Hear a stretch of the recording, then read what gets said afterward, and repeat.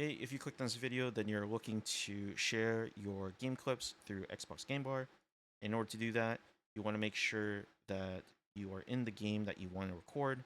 So for me, I have Fortnite open up, and then on your keyboard, you'll see that there is a Windows key and your G key. You want to make sure you click on both of those keys at the same time.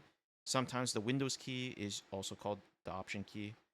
So as you can see, I opened up the Xbox Game Bar interface here, and then you want to make sure that you click on the start recording button on the top left here. And it does take a little bit of time, like maybe a couple seconds, just to start recording. As you can see, it started recording. And then you'll see your capture status on the top right here, so you know that it is recording your gameplay.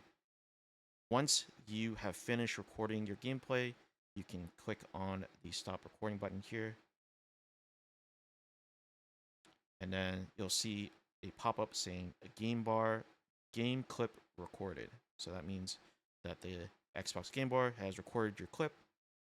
If you just want to have access to your clips, you want to make sure you click on see my captures on the top left here.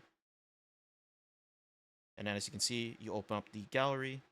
So as you can see, this is the most recent clip that I have here. So now you want to access the clip so you can actually share it. So you want to click on open file location here. Continue to file location. This will open a new app. Click continue.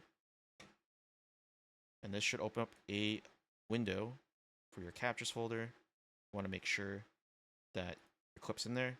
As you can see, this is the clip that we just recorded. And then you basically can do whatever you want with this clip. You can share it on Discord. You can upload the clip on YouTube and then share it. But yeah, hopefully this helps out. If you like the video, give me a thumbs up and comment down below. Thanks for watching.